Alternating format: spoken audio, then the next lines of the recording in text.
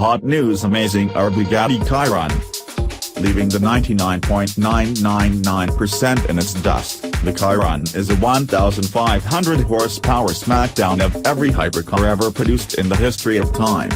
An 8.0-liter 16-cylinder engine utilizes 4 turbos to make 1,500 horsepower and 1,180 pounds-to-foot of torque for what will surely be epic acceleration. Bugatti claims a top speed of 261 miles per hour, a 7-speed automatic roots that power through all 4 wheels.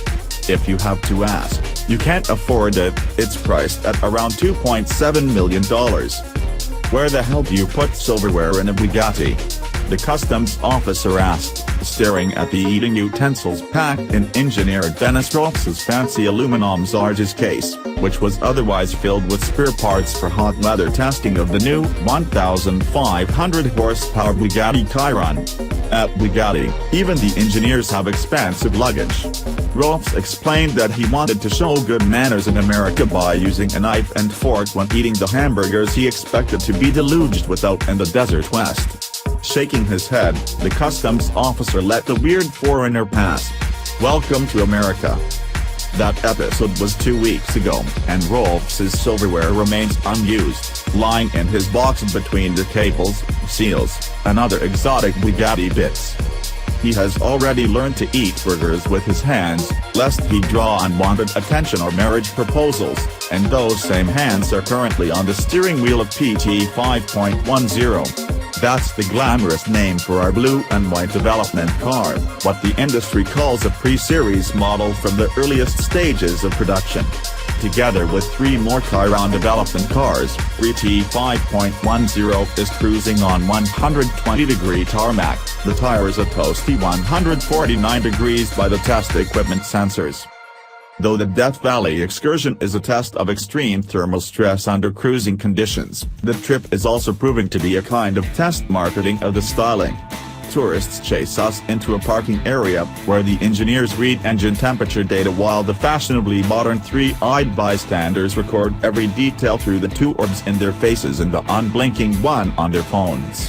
Suddenly, at Furnace Creek, a hard-braking minivan with wailing tires disturbs the quiet. Like a parachutist, a guy jumps out of the still-moving vehicle. Are these real Bugattis? The man, apparently Australian, is trying both to speak and gasp prayer. He doesn't wait for an answer. I never expected to see a real Bugatti. Here's 4. Unbelievable. You made my holiday, guys.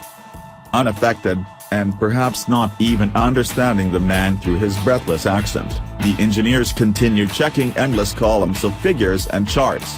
Jarek is watching the stability of the cooling temperatures for the turbochargers. Norbert Marek shuts off the engine of PT 5.10 for exactly 1 minute, then fires it up again to check if every cylinder follows the precisely defined timing.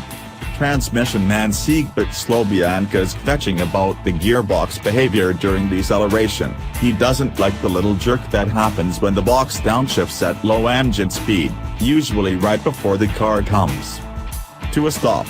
He opens his laptop now in order to dive into the deep forest of software, wading deep into the Chiron's own flickering matrix.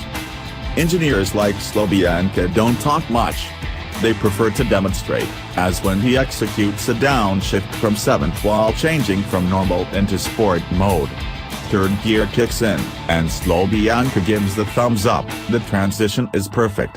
It's amazing how fast this fine-tuning produces results. After finishing all the steps outlined in BG 744 Hot Climate Approval Death Valley, Dennis Rohlfs' team continues to Denver and Phoenix, focusing on stress testing the turbocharger technology at high altitude. Asked about any remaining challenges in his project, Dennis Rohlfs smiles, a burger the size of the Bugatti's drunk on the plate in front of him. We crossed the mountain. There were only some approval loops left to do. Even though most Chirons will never voyage very far from their air-conditioned garages, Dennis Rohlfs is ensuring that the car is ready for anything. And, holding the burger, he ensures that he has also adapted to America.